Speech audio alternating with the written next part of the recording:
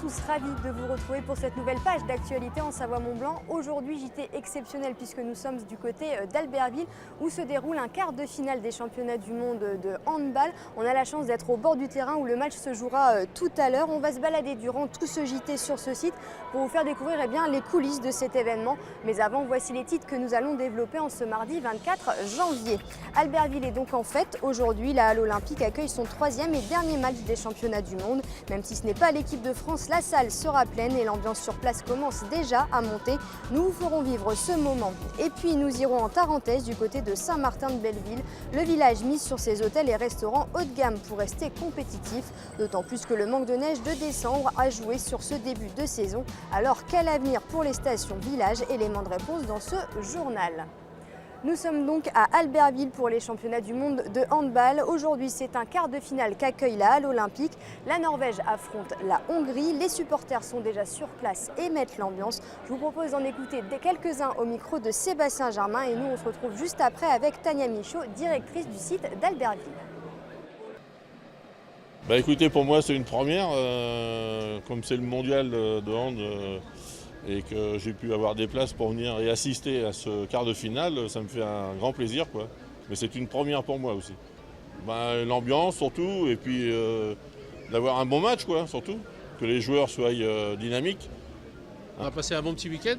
On a passé 3 jours sur Valmorel. On a skié le matin et l'après-midi, on prenait la route pour descendre à Albertville et puis voir le match de handball. C'est notre 3e match. Une ambiance de rêve, plein de monde, du bruit partout, des équipes sensationnelles, des gens très sympathiques, une organisation au top, c'est vraiment superbe. C'est fantastique quand on regarde la manière dont ils ont organisé tout ça. Il y a Nantes, Montpellier, Metz, Albertville, tout près de Chambé, des grandes salles de sport, là où les gens connaissent très bien ce sport, c'est fantastique. C'est vraiment une organisation encore très bien faite. Je suis donc avec Tania Michaud, directrice du site ici sur Albertville. Bonjour. Bonjour. Alors ma première question elle est toute simple. Vous avez eu 2 huitièmes de finale, vous allez avoir un quart de finale. Comment ça s'est passé pour le moment? Tout se passe très bien pour le moment. Tout se présente bien dès le début. On a été bien accueillis par les partenaires, la ville, les institutions. On a une équipe de bénévoles de choc qui s'annonçait une équipe de bénévoles de choc au départ et qui s'avère être vraiment les bénévoles de choc. Et on a surtout les équipes qui sont jouées là et ils sont ravis de l'accueil, ils sont ravis de l'ambiance. Donc il faut dire qu'on a un public de choc aussi. Qu'est-ce qui est compliqué à gérer dans ce genre d'événement international? Je pense que le plus compliqué à gérer lors du dernier match, c'était le suspense. On ne savait pas qui allait gagner et jusqu'au bout, mais c'était sympa aussi. Après les petits défis, on n'a pas eu de grandes difficultés, juste les petits défis de tous les jours dans l'événementiel. Parce que tout est millimétré, là on le voit derrière nous, ils viennent de plier les drapeaux, comment on plie les drapeaux, etc. C'est vraiment très millimétré. On fait des répétitions, donc ils sont au 3e match, ils continuent à répéter pour être sûr où on doit se mettre, comment on plie les drapeaux. Nous, le but, c'est de faire un spectacle pour le public qui vient ici, les 6500 personnes, qu'on vise l'excellence pour qu'ils puissent avoir ce qu'on peut faire, nous, de mieux. Justement, combien il y avait de bénévoles ici sur ce site à Albertville? Sur le site, 210 bénévoles et 210 bénévoles qui sont revenus tous les jours ravis et motivés. Alors, dernière question, qu'est-ce qui a été mis en place pour les supporters? Il y a une fan zone, il y a comment, une fois qu'ils arrivent sur place, comment ça se passe? Alors, derrière l'Halle Olympique, il y a le village de handball, donc, qui est porté par la Ligue de handball, où il y a une entrée qui est libre et gratuite. Et dedans, on peut se restaurer et on peut surtout regarder la retransmission des matchs. Avant, après ou pendant, pour ceux qui n'ont pas eu la chance de pouvoir trouver un billet. C'est une vraie réussite. On n'a pas commencé le 3e match, donc on parlera de réussite quand on a fini, mais on est satisfait des 2 premiers matchs et on a des retours très positifs des équipes qui ont été bluffées par l'ambiance et les supporters. Et ça, c'est l'essentiel d'avoir ce retour des équipes, c'est le principal. Oui, c'est ça.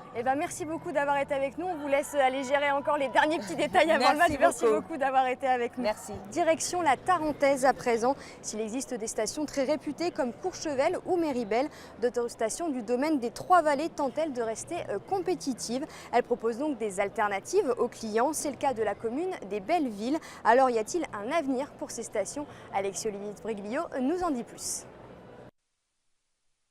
Au cœur de la vallée des Belles-Villes, un petit village, Saint-Martin, à 1400 mètres d'altitude, un site unique défendu par son maire André Plaisance qui souhaite un certain développement. Ça a été voulu qu'on ait des hôtels de qualité. D'ailleurs, il n'y en a pas énormément à Saint-Martin. L'offre est peut-être encore à compléter un petit peu. Mais heureusement, eux, ils sont là. Cet hôtel fonctionne très très bien. Mon souhait serait de faire en sorte qu'il fonctionne également l'été. Au cœur du village, un hôtel porte le même nom, le Saint-Martin. Un 3 étoiles devenu 4 étoiles il y a quelques mois.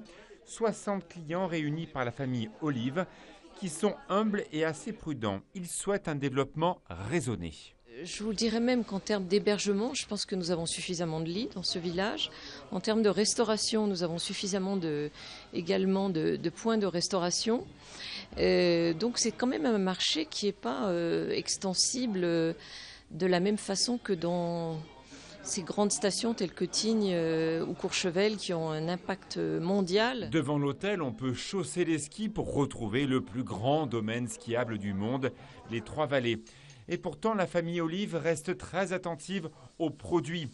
Tenez, par exemple, ils ont fait appel à un chef étoilé du sud de la France pour coacher les équipes et remonter l'offre gourmande. La qualité, la régularité, qualité des produits, avec du savoir-faire, de la technicité dans les assiettes, hein, tout en restant en adéquation avec le lieu. Le Saint-Martin est un très bel hôtel, hein, dans l'esprit familial, donc il faut garder en fait ce côté familial et gourmand en fait dans les plats.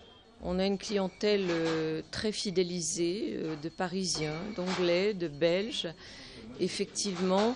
Mais ce sont tous des clients qui se sont adaptés à Saint-Martin quelque part et qui viennent justement pour retrouver ce calme et cette simplicité.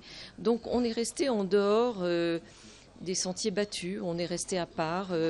Quelque part à Saint-Martin, on est au bout du monde. Miser avant tout sur le rapport qualité-prix. Un défi quotidien pour les équipes du Saint-Martin qui voient l'avenir d'un œil serein. On se trouve dans l'entrée de la halle olympique d'Albertville où le public commence à affluer pour ce match. Mais nous allons continuer à développer ce journal avec le chiffre du jour. Depuis lundi et jusqu'à samedi, les pharmaciens savoyards affiliés au syndicat USPO observent une grève des gardes. Près de 80% des officines sont concernées, sans conséquence du fait des réquisitions par l'Agence régionale de santé. En revanche, jeudi matin, la fermeture des pharmacies sera effective pour tous. Dans leur collimateur, la disparition des officines de proximité en milieu rural avec un comptage différent au profit des flux de passage. Il faut garder un réseau homogène et non pas rajouter des déserts pharmaceutiques aux déserts médicaux selon eux. On termine ce journal du côté de Lyon avec le 30e anniversaire du Bocuse d'Or. Le concours de cuisine mondial créé par Paul Bocuse en 1987 est aujourd'hui incontournable. L'idée est simple, faire un plat imposé dans un temps imparti. Et pour cet anniversaire spécial, la recette est presque la même qu'il y a 30 ans, un poulet aux écrevisses. Alexis-Olivier Briglio nous en dit plus. C'était aujourd'hui le 30e anniversaire du Bocuse d'Or qui rassemble tous les chefs français. Aujourd'hui, une manifestation mise en musique par Olivier Ginon. Oui, écoutez, il a le monopole. La réussite, c'est Benoît Féty qui choisit lui-même les légumes. Non, mais aujourd'hui, Olivier est très proche de toute la profession de la restauration dans le monde entier. Quand il y a un grand événement, il est toujours là. Le CIRA est organisé par GL Events, la 4e plus grosse entreprise événementielle au monde. Un autre nom, bien sûr, est accolé à ce Bocuse d'Or, Paul Bocuse, qui est aujourd'hui représenté par son fils Jérôme. Aujourd'hui, on parle vraiment d'un plat et d'une assiette. Ce plat, aujourd'hui, on va avoir une déclinaison, une interprétation du poulet aux écrevisses. Donc ça va être intéressant de voir tous ces pays, comment ils vont interpréter ce plat. Le poulet, il y en a dans tous les pays, des crustacés aussi. Donc je pense qu'on risque de voir des choses très intéressantes. Et l'ambiance était là pour le plat du français Laurent Lemal, qui a présenté son poulet aux écrevisses en 5h35 minutes. Les réactions sont unanimes. Les Français sont des bons supporters, ils sont arrivés nombreux avec des cloches, des cymbales, ils se font entendre, mais on entend aussi les Suédois, on entend tout le monde.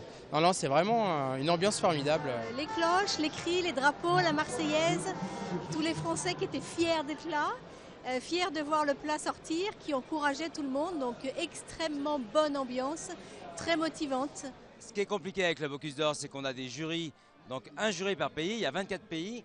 Donc bien sûr, ils ont tous des sensibilités gustatives différentes et des cultures gastronomiques différentes que nous. Donc on n'est jamais sûr de toucher leur palais à eux. Et d'ailleurs, on a travaillé avec Laurent Lemal sur la présentation du plat. J'ai essayé de le pousser. Franck Putla l'a coaché en cuisine, mais intellectuellement, j'ai essayé de le pousser dans ses retranchements. L'épreuve finale du Bocuse d'Or, c'est tous les 2 ans à Lyon, décidément capitale mondiale de la gastronomie.